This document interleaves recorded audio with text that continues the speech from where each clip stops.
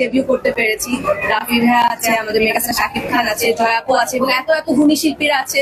সেই সাথে আমি প্রীতম এবং জেফারের গানে পারফর্ম করতে পেরেছি, অরিন্দম ভাইয়া এত সুন্দর একটা গানে পারফর্ম করতে পেরেছি এবং আমাদের প্রযোজনা প্রতিষ্ঠান এত মানে বড় অ্যারেঞ্জমেন্ট করেছে। তো হ্যাঁ, লাকি ফিল করছিলাম এন্ড এক্সাইটেড ফিল করছিলাম। অনেক কথা হচ্ছে আমি হচ্ছে ইউএসএ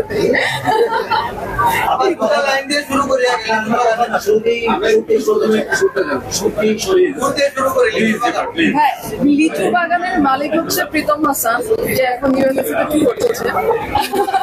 আর আমি অবশ্যই ফিমেলের জায়গাটা আমি গেছি এবং আমার প্লেব্যাক আসলে আমি তো গান গেলে আমার ফেসই থাকে আমার গান, কিন্তু এই প্রথম প্রপার প্লেব্যাক করলাম যেখানে হচ্ছে সাবিলা ওর ডেবিউ। এটা খুবই একটা স্পেশাল একটা ইয়ে বলবো যে আমার ফ্রেন্ড এবং তার একটা ডেবিউ হলো এত বড় আকারে, এত বড় টিমের সাথে। গানটা গেয়ে ফেলো।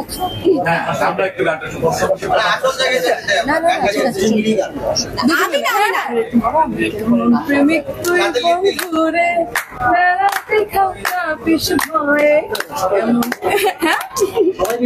সবাই সাবিলাও কেউ না, সাবিলার গাওয়া শুধু গাইতে সেই সাবিলা নাচছে ভালো। তুই বন্ধুরে বেড়াতে খাতা পিছু ভয়ে, কেমন প্রেমিক তুই বন্ধুরে বেড়াতে খাতা পিছু ভয়ে, পারলে বেড়া ডিঙ্গায় আসো, পারলে বেড়া ডিঙ্গায়। বাস আর হবে না। ঠিক আছে,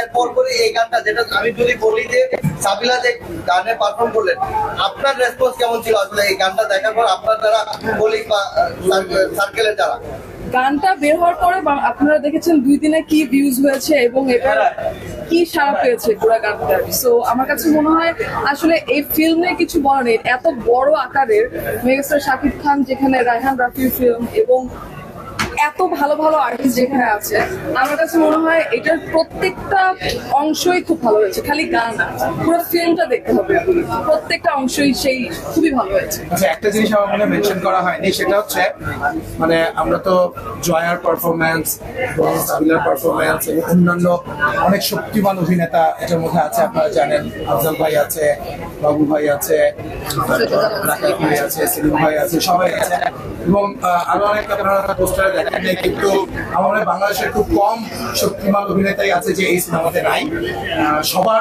সবাইকে এক জায়গায় করা হয়েছে।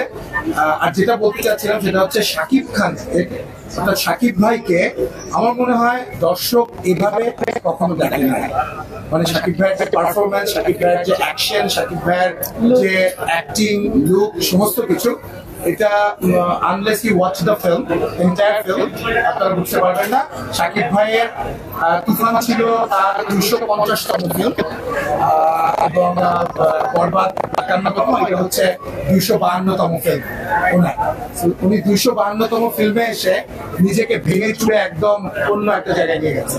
আমি একদম আই ক্যান গ্যারান্টি ইউ যে শাকিব ভাইকে এই লুকে, আপনারা তুফানে যে লুকে দেখেছেন এটা একটা লুক ছিল, এই লুকে শাকিব খানকে এবং এই অবতারে এইভাবে করে শাকিব ভাইকে কেউ দেখে নাই। আপনারা সবাই না, হ্যাঁ, যেহেতু আমরা তো আসলে দর্শক হিসেবে দেখেছি, শাকিব ভাই যখনই আসলে স্ক্রিনে আসছিল কোনোভাবেই চোখ সরানো যাচ্ছে না, এত ব্রিলিয়ান্ট অ্যাক্টিং, মানে my God, my God. Thank you so much. আপনারা সবাই দেখবেন, আপনারা যারা গণমাধ্যমের কর্মীরা আছেন তারাও দেখেন, দেখে আপনারা ভালো লাগলে ভালো, খারাপ লাগলে খারাপ বলেন।